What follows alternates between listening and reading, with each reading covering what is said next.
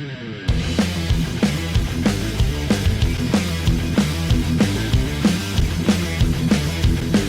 in, ladies and gentlemen, episode number 143 of Let's Go Racing with David Starr. Tyler Jones here with you. So glad to have you with us. Coming up on today's show, we are going to be joined by NASCAR on Fox reporter, insider. He does it all. The one and only Pockrass is here. We'll bring him in just a bit as we'll get his insights on some of the top storylines in the sport and also his journey to get to where he's at and more. Should be a fascinating conversation with Bob joins us coming up in just a few moments from right now. We will get to our news and notes, look ahead to this weekend's race as well, and we'll do our mailbag segment, our Ask David segment at the end of the show as well. David Starr joins us right now off of his Cup Series debut this season. First time ever in the next-gen car at Martinsville. David, tell me about the weekend. How was it racing Martinsville and hopping in the next-gen car for the first time?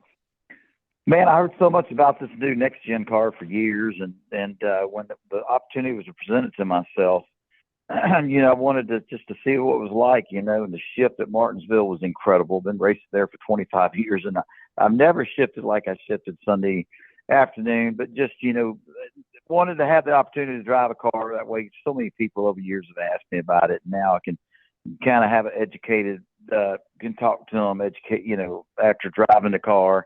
The main thing is, driving for Carl Long, man, he's got a lot of passion, a lot of heart for NASCAR. And, our biggest thing was trying to just finish the race, stay out of everybody's way. And we kind of stayed everybody's way, but we didn't get to the finish. We had a power steering pump go out on us. And, man, we weren't able to stay out there. When you got no power steering pump, it's hard to race like you need to race, but it was exciting. It was a heck of a race. And to see how Hendrick dominated the race and finished first through third was amazing on their 40th anniversary of Jeff Bodine winning the race back in 1984. So kind of a storybook ending there. It was pretty exciting. David, before I bring Dominic in and Bob, I want to ask you real quick, what did you learn? What did you take away from the experience of racing that next-gen car at Martinsville for the first time? Well, it's very technical. It's just, it's kind of, there's only 36 cars, 36 very competitive cars. And, I love Carl Long and love what he's done over the years. He's a survivor, but it's different from him running Cup 4 years ago, and, man, you really, it's just, it's a heck of a race car. I think NASCAR did a great job with it. It's so different from our Xfinity cars, but a heck of a race car. But man, it takes a lot of smart people, engineers, crew chiefs, and a lot of technology to get these race cars right, to get them a handle around any racetrack that we raced at. And but yeah, I'm just glad I had the opportunity to do it, and it was a pretty cool experience. Now we bring in Dominic Aragon of the RacingExperts.com. Joins us. Dom, always pleasure, my friend. Good to have you here with us. Tell me about your thoughts on the race this past week of William Byron getting his third win of the year and Hendrick finding a way to get it done on the 40th anniversary. It was only fitting, right? It was only fitting. Well, first and foremost, it's great to have you back, Tyler. I know we'll talk more about that, and great to have you back at the helm, but definitely a great race weekend at Martinsville. One of those storybook endings, like David said. It was just meant to be, Tyler. The Ruby anniversary of Hendrick Motorsports this month being 40 years that the team celebrated that first win with Bodine back in '84. How fitting a Hendrick Motorsports car goes to victory lane, and even the similar storylines with Rick Hendrick not being there and not being able to be in attendance of a victory. The only thing that was missing from that storybook ending would have been the number 5 car going to victory lane. But nonetheless, a storybook ending. Jeff Gordon said it best. Can't script any of this stuff better. Yeah, great day for Hendrick Motorsports to get the job done. We'll talk more about it coming up later. Dominic, our next guest, I would say one of the biggest names in all of NASCAR when you talk about non-drivers. Everybody knows our next guest, and nobody does a better job reporting on this sport, the ins and outs and breaking stories and bringing the insights the way he does. Tell us about our guest this week. The guest this week, what an honor to have him on the show this week. We brought up the idea of having him on the show a few months back to him. He said, absolutely. And when you talk about journalism and sports reporting and just everything that comes with all of that, I think we can all strive to be what Bob does, covering motorsports and everything that goes into that, from working with the Daytona Beach News Journal to Cup Scene, sporting news, ESPN, and now with Fox Sports. Tyler, like you said it best, I think it's awesome to know that Bob has more of a following than some of the drivers and some of the teams that he covers in the sport. And no matter how much of a question you have, whether it's if a track has lights to a very technical question and to everything in between, Bob answers those questions for all the fans. And I think that's something we can all strive for. And Bob, I say it for the whole crew here, thank you so much for joining us. It is an honor to have you this week with us on Let's Go Racing.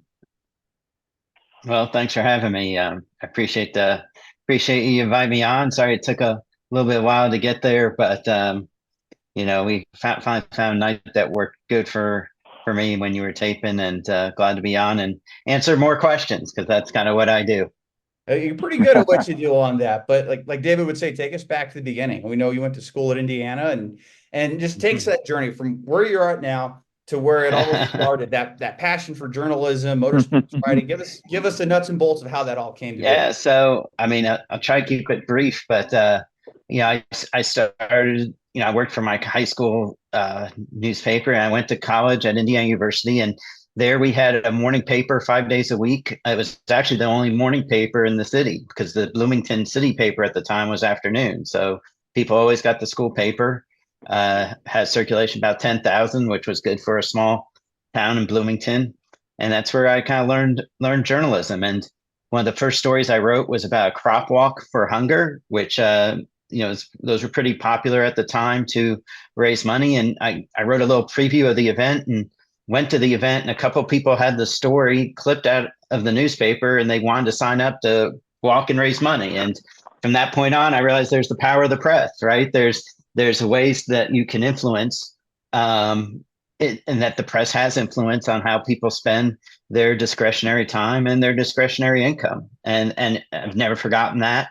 And that's kind of what's driven me through this entire path, through covering sports at Indiana University, covering stuff at the Indianapolis Motor Speedway. I used to think that every main racetrack had stands on the inside, because I grew up in Indianapolis since age 10, and that was my focal point, was the Indianapolis Motor Speedway. And so then when I got a job in Daytona and went and saw the racetrack and said, wait, you can see the whole track from the outside. That's incredible, and I was going to Volusia County Speedway then, which was a asphalt track. I had gone from dirt to asphalt and soon went back to dirt, but was covered a couple of Busch Series races there, a couple that were there. And just kind of morphed into, ended up becoming kind of a motorsports journalist once NASCAR Scene hired me in 2003, mainly to cover the Busch Series at the time. And then, as you know, not a lot of magazines have survived over the last 25 years, but eventually I was working for just their website, Scene Daily. That got folded into the Sporting News, and I worked for their website, and then went to work for ESPN a few years, and then to Fox. So it's been a great journey. I joke that my version of the Indiana double is my left butt cheek has been chewed out by Bob Knight, and my right butt cheek has been chewed out by Tony Stewart. That's fantastic. That's awesome. I couldn't have said that any better there. Man, Bob, will bring us. You got chewed out by Tony Stewart, huh? A couple. I think you could probably go look on YouTube for a couple of those. But it was all, the people often ask, "Oh, what's it like to, when a driver's angry, you're trying to talk to them." And I remind people, I'm not running into burning buildings. I'm not, it's not really a dangerous job as some people might think. It can be awkward at times. It can be uncomfortable at times, but it's as long as you try to be professional and respectful, those things, it's going to happen, because you're asking questions about uncomfortable situations. It's our job. As I often say, I make my living off of people doing stupid and illogical things, right? If nobody did stupid and illogical things, there wouldn't be Bob Pockrass around to have to try to explain what they're doing. So a lot of times when you see me, sometimes it's, when you've run well, but a lot of times it's when you've done either something stupid or something illogical, and I'm trying to figure out how I'm going to try to figure out the whys and a way to explain it to the masses. Yeah, man, Bob, it's amazing. But man, I've known you for a long time, and just the passion you have for auto racing, NASCAR, our industry, and you're really just what you brought to the fans and just all the people in the industry.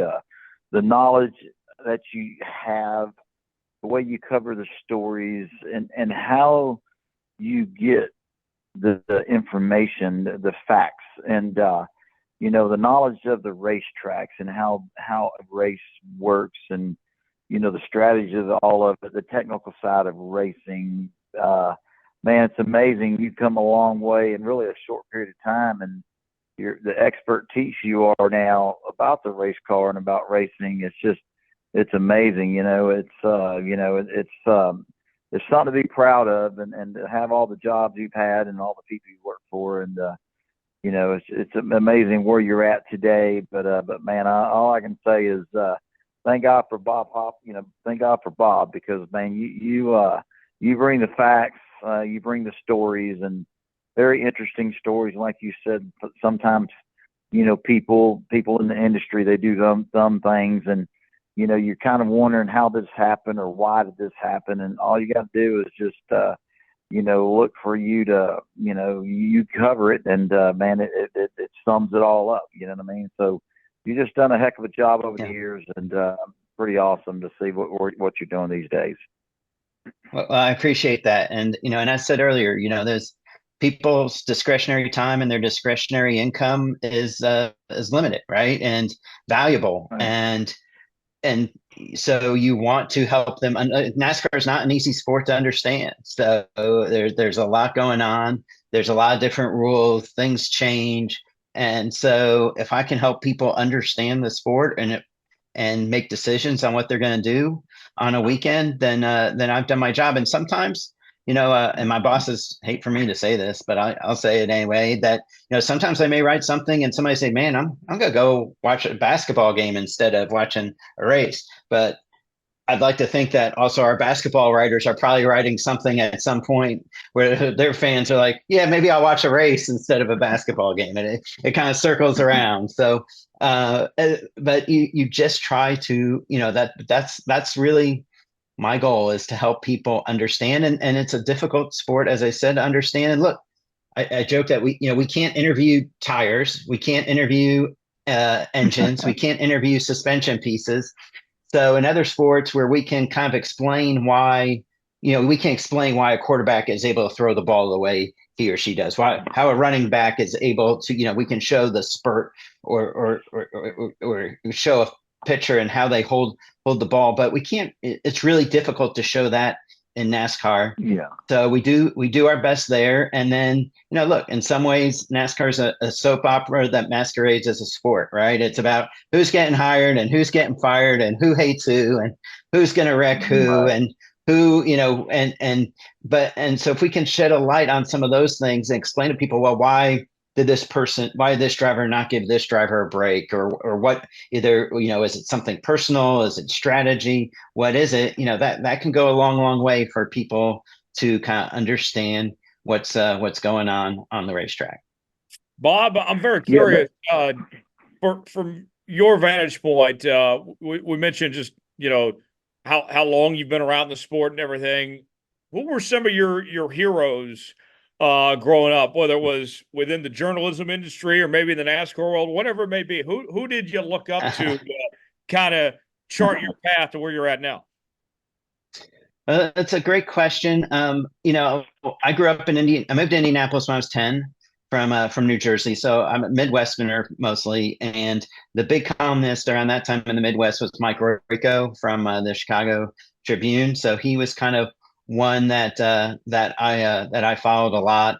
And then, I think I watched a lot of sports reporters shows, the show back in the day on ESPN. And so the reporters who were on there, you always kind of watch, Mitch Albom, what a great storyteller. and reporter he is. I think those are the ones who kind of you kind of read and said, gosh, so now you read them and you're like, gosh, I wish I could write like that. But they're also the ones that maybe they're very good at bringing out perspectives that maybe you just didn't think about at first, and giving kind of either an alternative theory or looking at things from a different angle, which is important. It's important that we have, numerous reporters looking at things from various angles so that people can kind of get a complete story. Yeah, that's great. That's a great point. David, you were going to jump in there. I didn't mean to cut you off there. Go ahead. Well, that's okay. I just, Bob, the way you report and just the facts, and it's amazing how you just you have the relationships, the respect the industry has with you. It's cool, like you said, you explain even shootout like Tony Stewart on one cheek. It's kind of put it all in perspective. But man, there's a lot of respect that you have with the industry. When I say with the industry, with the officials, NASCAR executives, drivers, team owners, crew chiefs, engineers, and crew members. Just a lot of respect there, and you get the information and share it with the public. But man, you just uncover good things and give a different perspective for people to understand really what's going on and why it's happening. And it's cool that you have our NASCAR fans have that trust in you, and they just go to, a lot of them rely on you. And really what I've seen over the year, you've actually become somewhat of a celebrity. I mean, when people say, man, Bob Pockrass, I said, yeah, I know Bob's a great guy. They said, you gotta be kidding, Bob. I said, yeah, I've known him forever, but but man, you got, you're just a great reporter, journalist, everything, sports writer, whatever you want to call it. But man, the fan base that you have now, personally, it's got to be pretty cool and pretty humbling to know that you have a big fan base, and people really they just love what you've done in the sport, and they just look for you to, like you said, you bring it to them, you understand it, and so many appreciate it. I seen you in the garage area, and sometimes you got 15, 40 people around you trying to get your autographs or talk to you. So it's kind of interesting to see that, David brings up it's great. Great. Bob, you got like a cult following of sorts, it seems. A little bit, and look, it's great to make that connection with the fans. I mean, that's we often have a debate within the media, or we often get asked, like, do you have to be a fan of the sport to write about it? And my answer is no. You just have to be a fan of the fans of the sport. And if you're a fan of the people who are reading, like, I'll give you an example: paint schemes. I like to look at the cars, but I don't get too personally. I don't get too jazzed up over paint schemes, and it boggles my mind when Dale Jr. said that he would run better if he liked the paint scheme, because I'm like, the paint scheme has nothing to do with how the car runs, but he just he felt like he had a racier car with the paint scheme. But my point is that the fans care about the paint scheme, so I care about them, and that's and right. and I get into it. So to have. I mean, look, I'm in this sport to help inform people, and so the fact that people can, recognize me and say they appreciate the fact, it's a sign that I've made the connections to the fans, which is the goal of me as a journalist, and trying to give them the information that they want and desire. So. It's great. And obviously X, Twitter really helped that, because, I like answering questions, because I like helping people understand what's going on. So it's a great validation of what I'm doing. It's great to talk to fans, because you get to hear what they're thinking. And, if people have a good time at the racetrack and make a connection with you, it's great from a personal level, but obviously from a professional level too, because you'd like to think that that they're probably going to be reading and clicking on your next story as well. Absolutely. That's great. And you've been around the sport a long time. You've gotten to see some really cool things. Did you ever, whether it was younger or older, did you ever want to try your hand at racing, or was that something that ever interested you to be behind the wheel?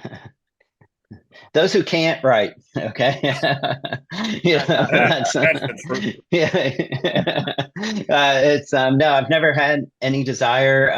I don't like to I don't do, sometimes especially back when I was covering local sports in Daytona and Volusia and New Smyrna. They'd have the media races. I never did those. Never wanted to be in a car. It's just not something.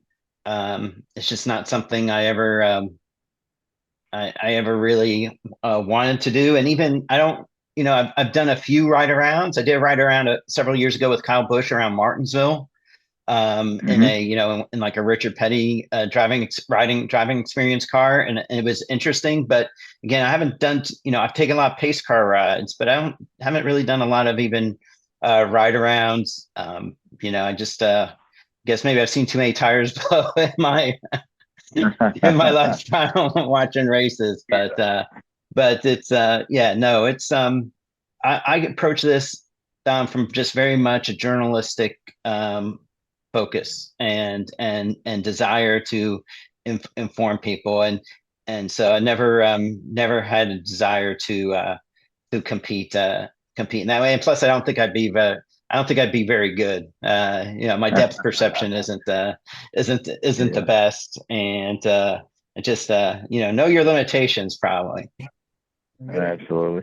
Bob, So I got to Bob, ask you, you made the TV a couple years ago. Obviously, you're still writing, of course, but when you joined Fox Sports, how was that to go all in and be Fox's insider and carve out your role and everything? What was that transition like? It's been an interesting transition. Obviously, it's obviously different than writing. It's a challenge. It is, and it's a lot of it is learn as you go. But again, I just try to give people the information that I think they want. It's a little bit easier when you're talking back to the studio for me, because it's a conversation, and usually I know the topic pretty well, right? It's just a matter of not rambling and hitting the points that you want very quickly. And I'm wasn't used to that. I was used to being able to type and then erase and then type and erase and then type and erase and then type everything out and then edit again. And that's not something you can do on TV. So, I'm never going to be as smooth as some of the others. When I started, I saw comments on social that I looked like I was about ready to ask somebody out on a date. I looked that nervous, and those people never saw me ask somebody out on a date because I was probably twice as nervous then. But it's something that I enjoy doing. It's the biggest. You talk about how long I've been doing this.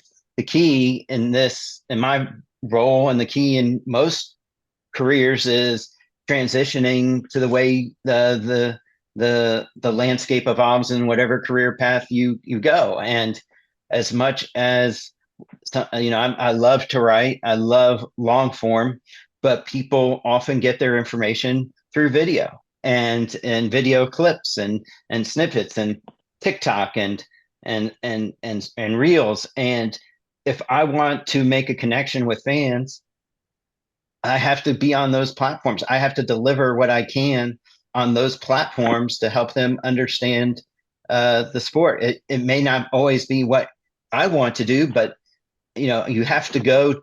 If I want to deliver the information, you have to deliver it in a way that people are consuming it. That's good. That's great. And you mentioned about getting concise. Bob, every week when I scroll through Instagram, I always got to catch your fast thoughts that you do. I mean, the passion you show at times too. I mean, you're not afraid to keep it real. We try, and And it's, again, and we're doing those maybe an hour and a half after the race, right after the winner's press conference is usually when I do those. And again, they're immediate. And now I'm trying to write something every middle of the week called Second Thoughts, so that if I feel like I didn't say it exactly the way I wanted to, or change my opinion after listening to everybody else on social media, I can do that. But yeah, we're just trying to give people, some people like to read, and then some people just want some quick analysis, and so that's what we're trying to do. We're trying to increase discussion as well as inform, and it's just another way that we feel like we can do it, and it works on several platforms. We got time for a couple more questions. David, go ahead. So, Bob, you're so informative of everybody, and just educating them, and just, giving them different perspectives of why this and how's that. But, man, you've been doing it for so long. You've covered, I'm sure, you covered every aspect or every angle. What are your most proudest moments? What are some of the things as a journalist or as a sports writer that you thought that really, I don't know, it's kind of a difficult question, but some of your most proudest journalism articles, you know what I mean? Yeah, I know what you mean, David. And there's a couple of things, and really the thing that makes me happiest is and this is more when I was working for the Daytona paper, but you'd go out to eat, right, and you'd hear somebody in the booth next to you talking about, the high school game the day before. And that they read your article because there was something that you wrote that you wouldn't have known just by watching the game, right? And so so if you hear that discussion, so those are that's what gets me excited. That's what makes me proud that people read what I wrote, and now they're talking about it to their friends, and so that type of those experiences are my favorite. And then just anything that can dispel myths or help give insight are ones that I like. It's I'm trying to think of something recent that comes to mind. You like to tell the stories. Like one of my, I'm trying to think, when William Byron won at Martinsville, I want to say it was the year after his mom had the, found out that, she had an episode at Martinsville Speedway, and they had taken her to the hospital during the race. And he didn't even know during the race that she was taken. And then, the next year she's up on the box, and I went to our pit reporters and said, "Hey, don't forget about this. Like, don't forget about this story. I saw her here today. We were talking. She says she's doing well. You might want to go up and see if she wants to be on air, or she can, you can tell this story." And then that became kind of that became part of the telecast over the final hour or so when William Byron was leading that race at Martinsville a couple years ago. And sure. And then, and William gets out and he's very emotional, and, maybe our pit reports would have gotten that story anyway, but just the fact that I was able to contribute that to them and help the telecast and help people understand what made William so emotional, that he, that we were able to tell that story well. That's the type of thing that really I enjoy. Yeah, that's amazing, man. Unbelievable. Well, man, you definitely made this. Yeah, you definitely brought a lot of clarity, and just, people just love you, and man, you got a big following, and just the industry. It's all about the fans. We don't have a sport. We all can't do what we do if we didn't have race fans, and but man, you had major mark with the whole industry, definitely the race fans, but everybody in the industry. There's a lot of respect there, and man, I know you got to be so proud, and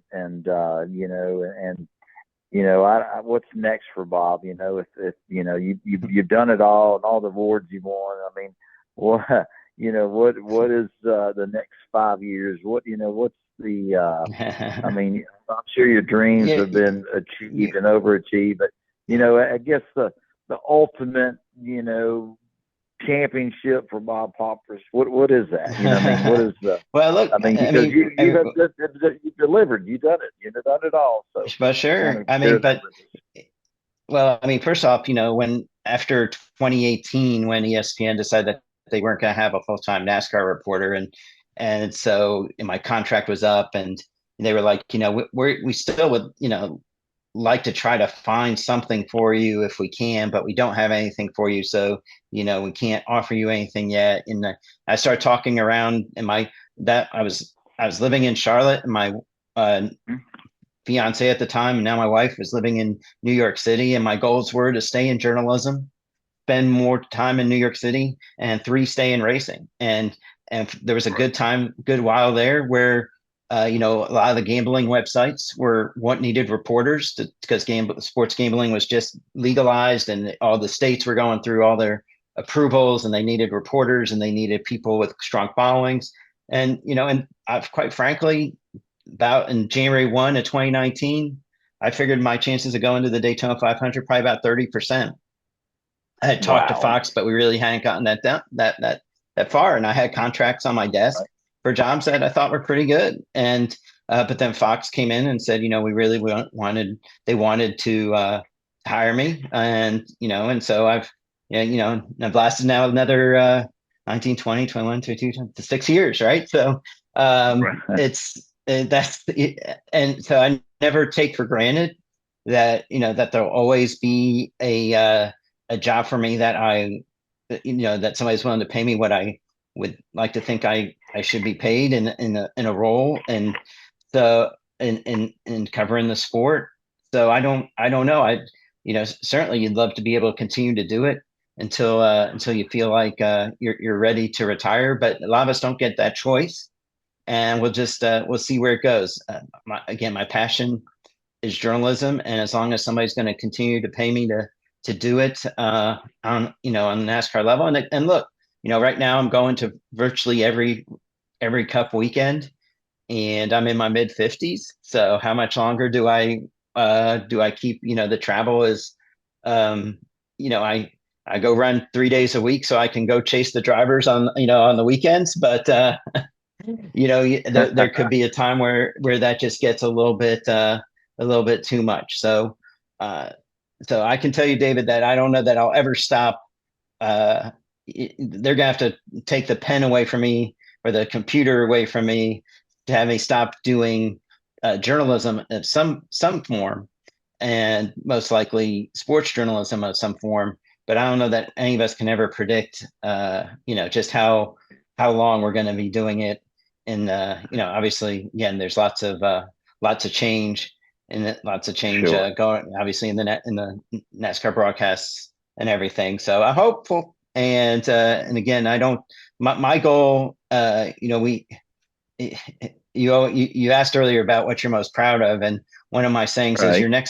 the most important story is your next one, right? The Right. most important story is the one I'm working on for tomorrow, not the one that was just posted 5 minutes ago, because that one's out there, and you've got to focus on what on the next item. So that's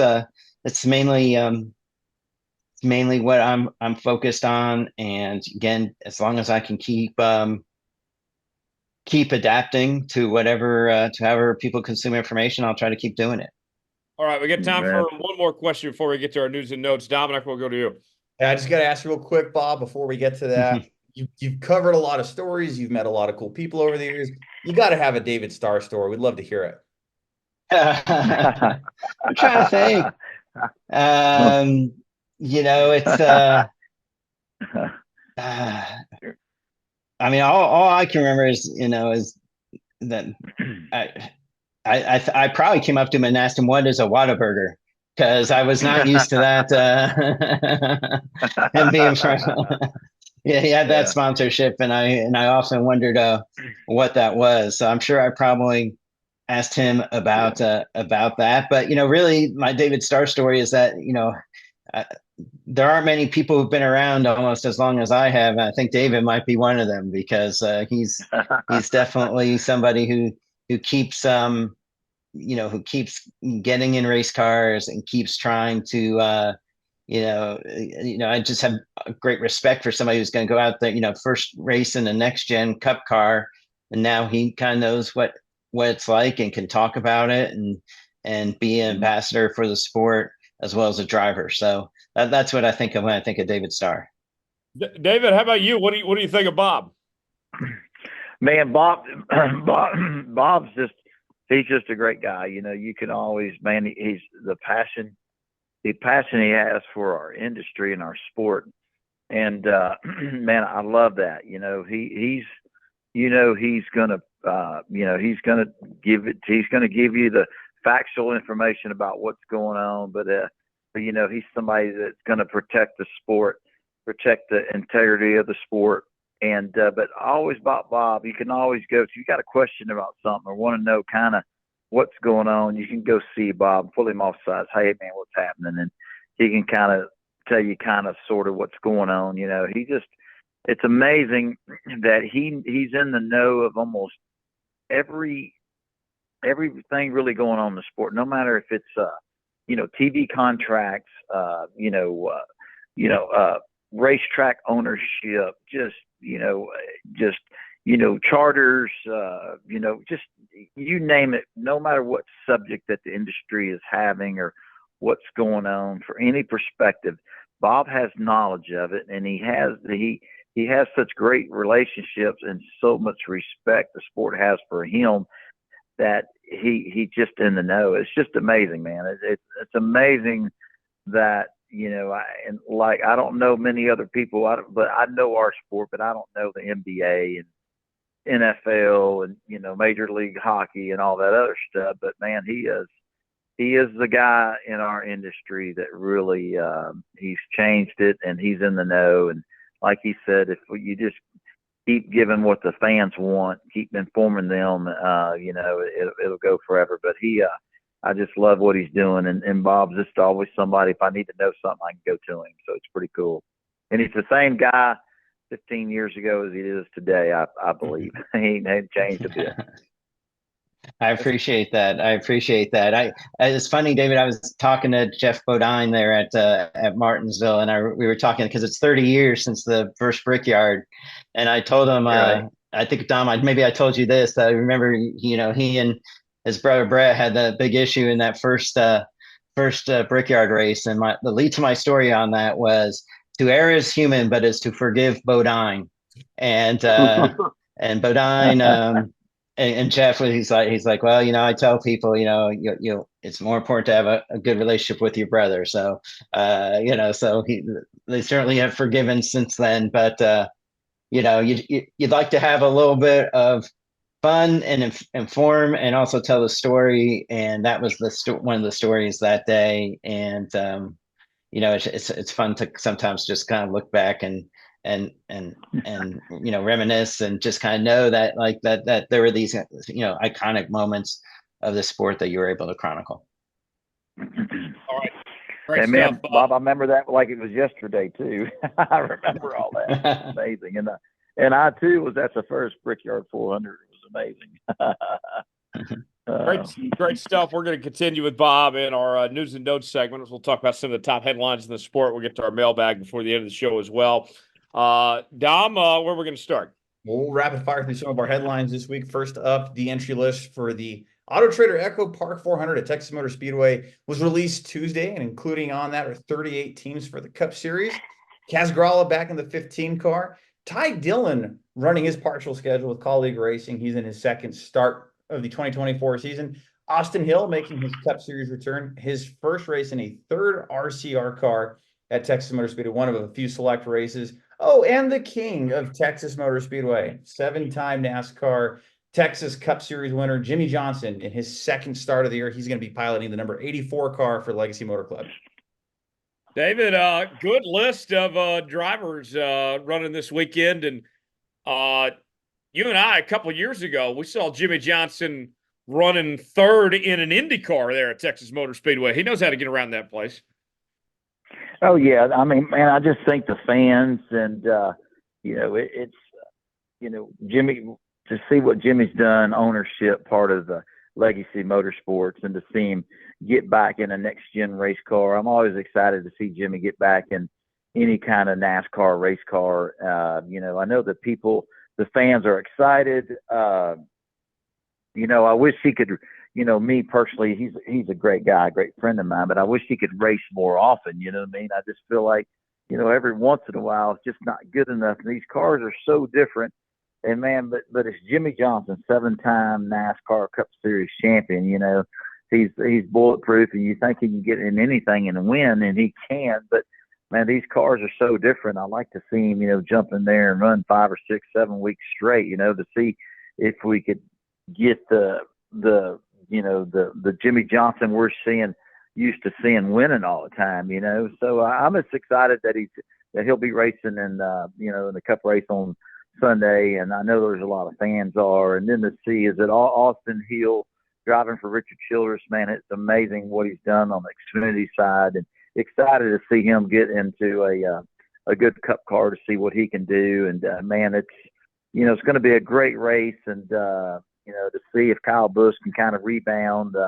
When the year started, he was just amazing. They kind of fallen off a little bit, but see if they could rebound. It just, there's so many angles and so much going on the Cup side. It's always interesting you can't wait for the next race, you know what I mean, to see how it's all going to play out, who's going to go to the front, who's not, and just all that kind of stuff. So it's exciting. There's a lot going on. Yeah, definitely. So, Bob, what are you watching for this week? What stands out to you? Mm-hmm. I'm going to watch if William Byron starts 18th again, because he's qualified, or his starting position has been 18th for 4 of his last 6 wins, including the one at Texas in the fall last year. So if he's starting 18th, he's going to certainly be my pick. And I'm also going to be watching Bubba Wallace. Nearly won that race last year. Remember, in the fall he was racing Kyle Larson, and Larson spins out. Then there's a late restart, and he gets beat. And remember last year at Coda, he made a mistake early and got out, and was down on himself. And so this year, when I went at Coda, I said, was it hard to watch that race knowing you made that mistake? And he said, no. He said he could watch Coda. He said, but he didn't think he'd be able to watch Texas when preparing, because that one still stings a lot for him. And obviously he's run pretty well the last couple of weeks. So I'll be really interested to see how he does this weekend at Texas. Yeah, certainly so. That'll be intriguing. Dominic, what catches your attention this weekend at Texas here? Well, I think Bob said it best too. Bubba Wallace has just been somebody to watch for. And I said it on the show before we began.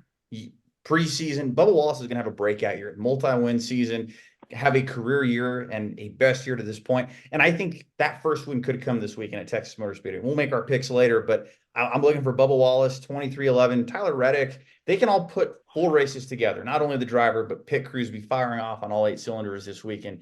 Got to imagine 23-11 racing is going to be very tough to beat this week.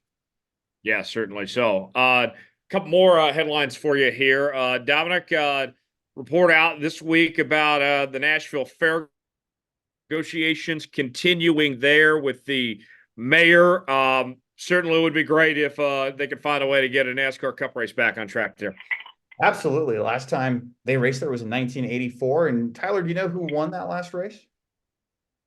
Who was that? You have to go back to Jeff Bodine in the All-Star Racing number 5 car.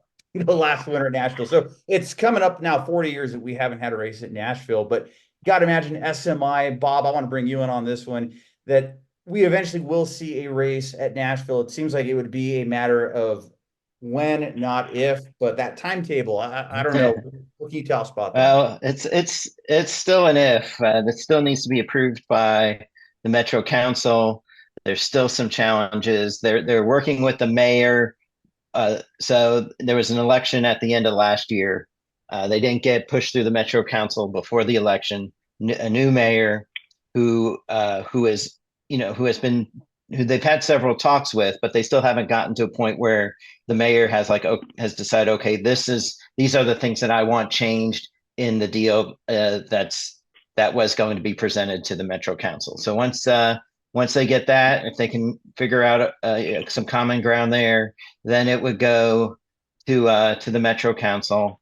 There is a challenge up there of redoing of amending the Nashville City Charter that would not require auto racing anymore at the fairgrounds. I mean, you got to take everything seriously, but that's a very long shot for that petition to kind of continue through the process. Not saying it can't come up for a public vote, but I think that's not the biggest concern. The biggest concern is getting through the Metro Council, getting the votes they need, and it takes a couple of months, takes at least 3 readings in front of that council to have a vote. So, and when you look at an 18 to 24 month timeline, right now, 2025 is obviously out of the question, and 2026 is looking pretty. That would probably be a pretty rough. That would even could be tough. It certainly would be something where it would get done during the year, and then so it wouldn't be something. They'd probably have to have an alternative plan if it didn't get done. So, still some.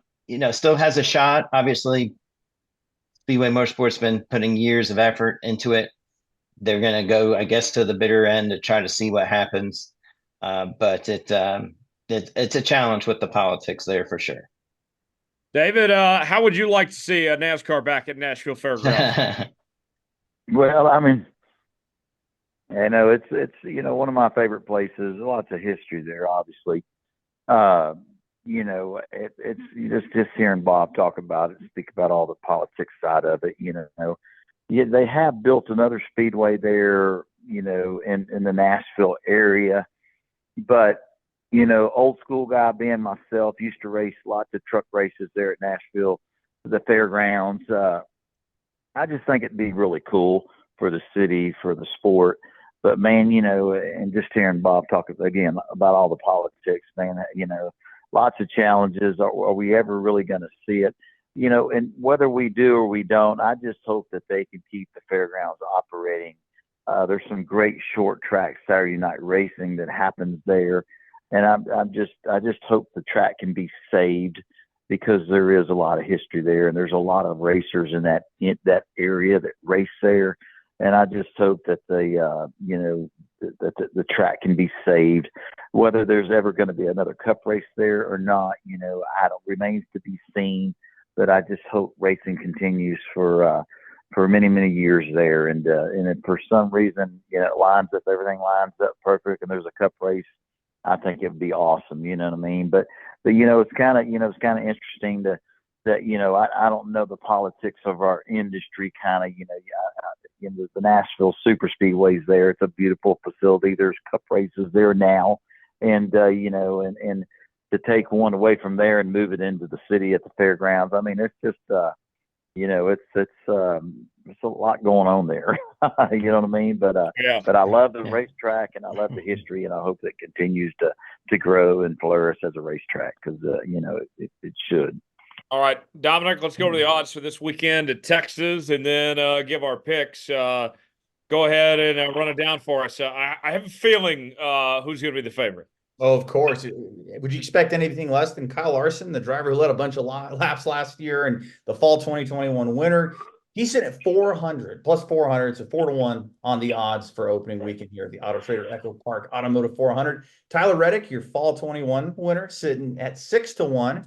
Denny Hamlin, a 3-time winner at Texas, sitting at 6.5-1. William Byron, who won this race last in September, sitting at about 7-1. Your defending champion Ryan Blaney at about 9-1. Martin Truex at 10-1. Christopher Bell 12-1. Bubba Wallace is sitting at 16-1. Those odds come from our team at the racingexperts.com, reporting from Jonathan Field. And some of the long shots here, too, to make note of. This one catches me a little off guard here, Bob, Tyler, David. Chase Briscoe, who has finished top 10 in both of these Texas races in the next-gen era, sitting at 80-1. So if you're a bettor, Tyler, there are some value picks there deep in the field. Yeah, certainly. So I couldn't believe the odds on Byron being as low as they are. I even He would be my pick. I'd take Byron. He's red hot right now. I think he can get it done this week. Bob, you have an early favorite? Any predictions for this weekend here? Well, I'm gonna go.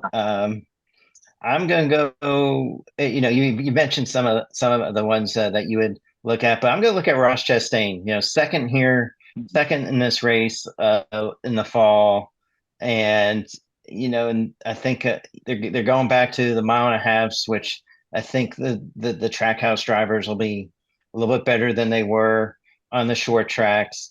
This is a track that Ross, led a lot of laps in when he was in an Xfinity car, and had some good finishes in Xfinity car as well. So, if you're looking for somebody, Ross has only led 2 laps in Cup races at Texas. But I'll say this: that's 2 laps more than Chase Briscoe, who you just mentioned, has led at Texas. So there you go.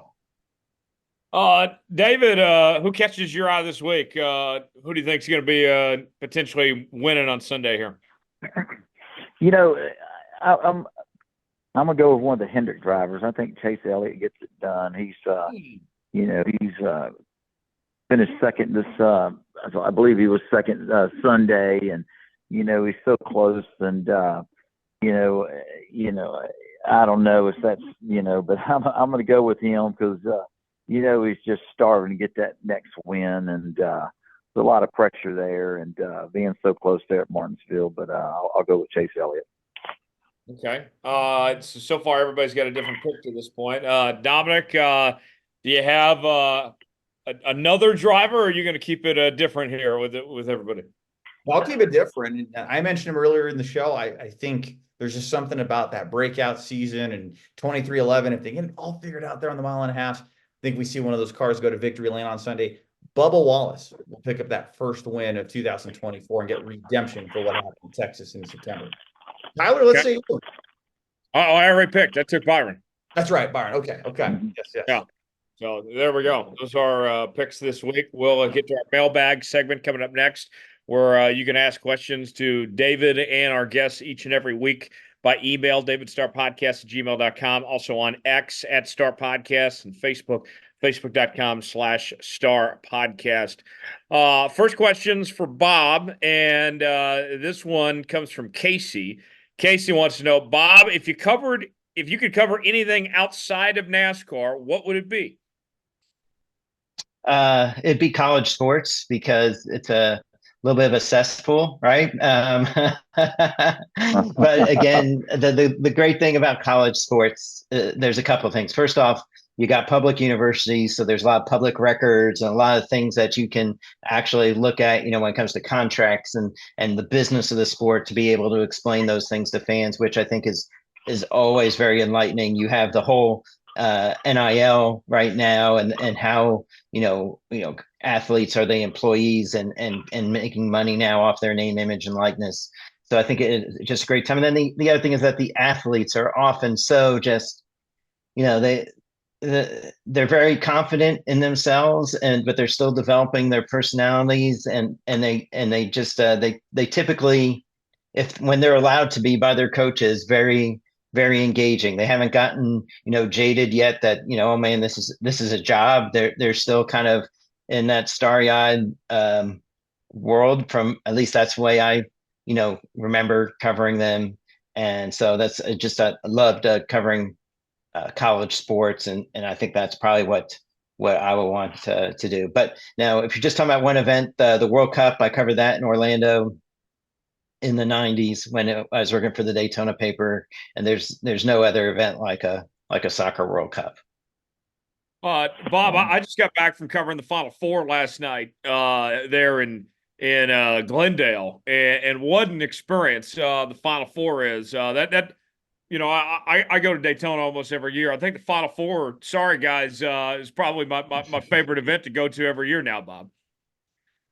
Well, you're in that enclosed environment with the energy at an event like that, and and obviously when you're covering Daytona, you're probably not in victory lane when the confetti is shot off, right? Unless you're a photographer or something in there, you're getting doused with the confetti as they're as they're celebrating. So that, and again, it's, you're also witnessing probably last night, witnessing, some of the, just kind of an iconic battle of big men as well. So, again, I think that you're kind of, you have the energy there, and it's so compact. Now, I would say the Bristol night race has similar energy if you're covering that, because you're in the middle of the bowl, right? So I think that's probably you get a similar feeling for the Bristol night race. Oh yeah, David. How about you? If you could choose, I'll frame it for you as an athlete. If you could do a different sport besides NASCAR or auto racing, if you could do a different sport, what would it be? Man, that's an interesting question. Never even thought of it. Man, yeah, that's a tough one. I don't even know. I was a pretty good baseball player. You know what I mean? So I guess if I,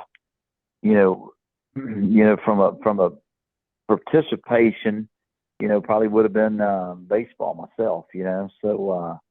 But and there's so many great sports out there, and just listening to you and Bob talk about, the Final Four, the championship game last night was incredible. You know what I mean? But I just think the passion and the desire, and man, just the hard work and the team aspect of every sport, is just it's amazing. I just love our Bristol, just incredible. But the energy and the atmosphere of the Daytona 500 is pretty awesome, but I can only imagine what it was like being in that Englandale last night and seeing what was going on there.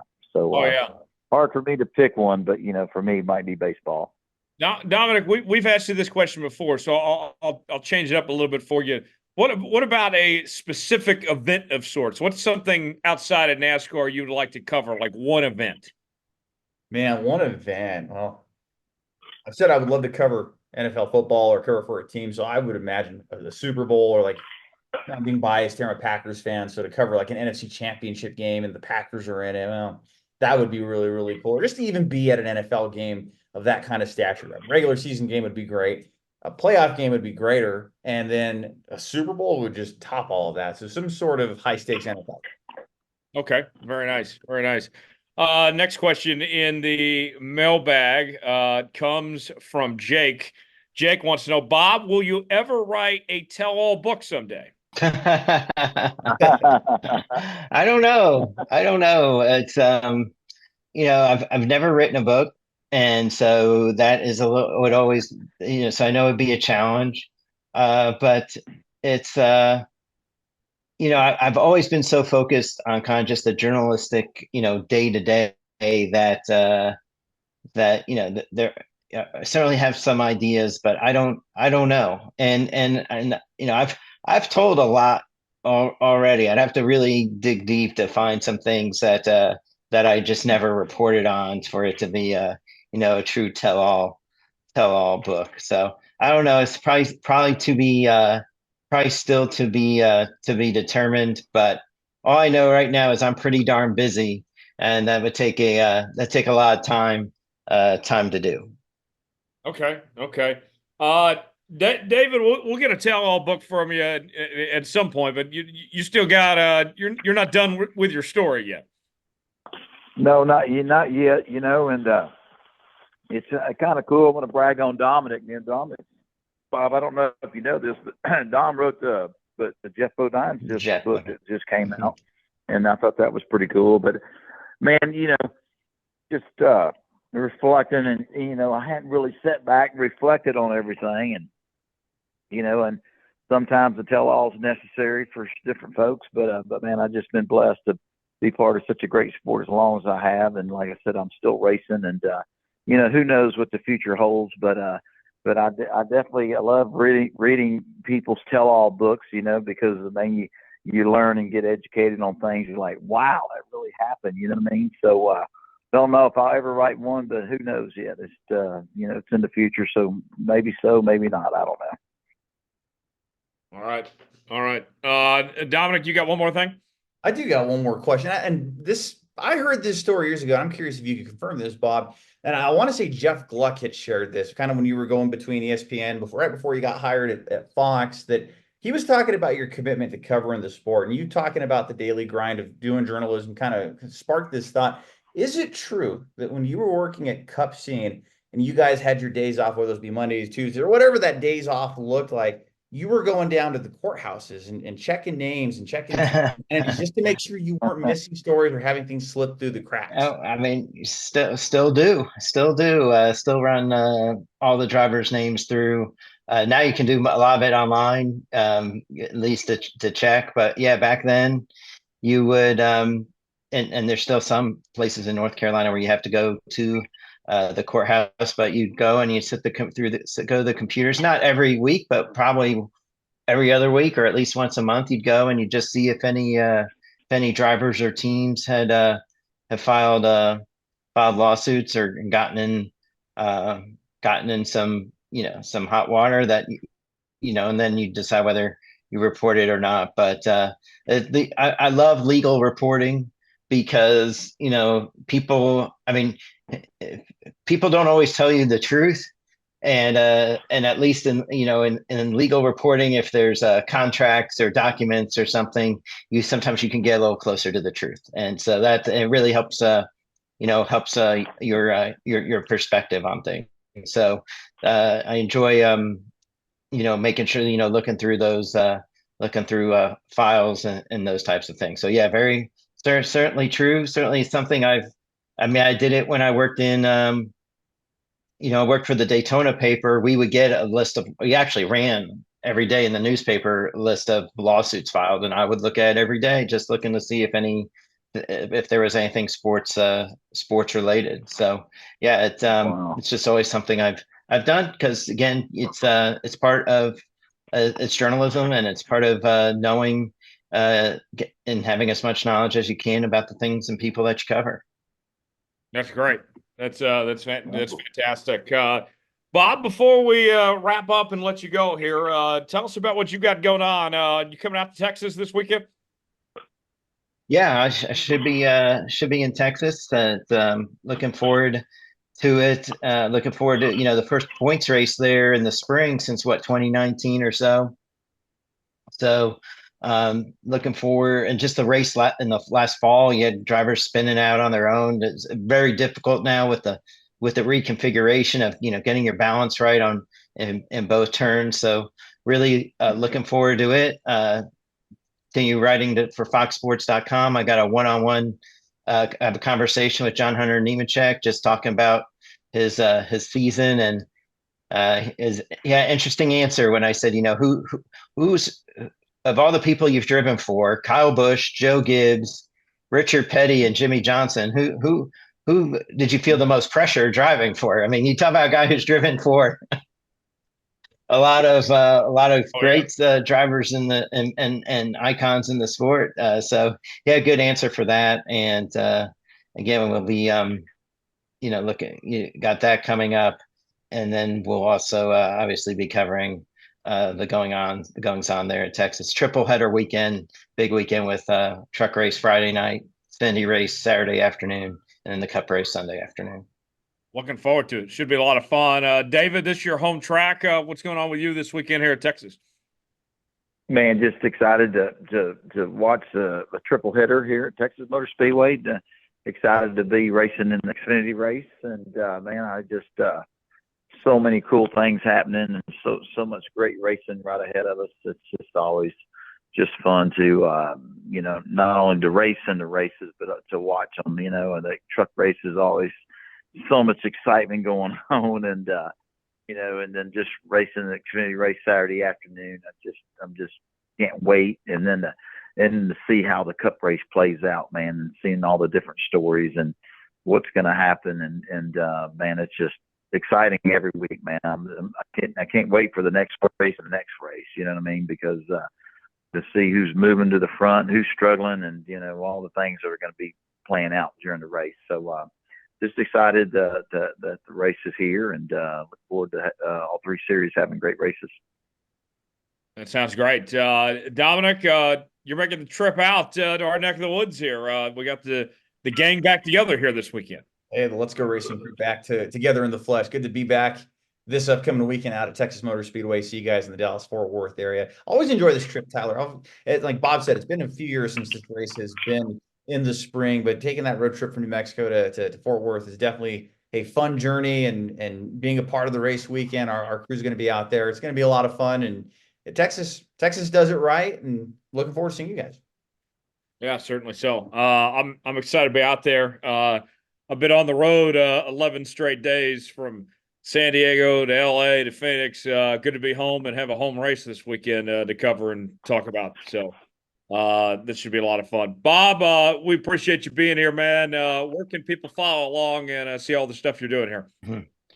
Yeah, they can follow along on all social platforms. It's always at Bob Pockrass, BOBPOCKRASS on X, Instagram, and TikTok. So I have a Facebook page, a fan page where we post a lot of our things. And you can always find me on the Fox Sports website, foxsports.com/NASCAR.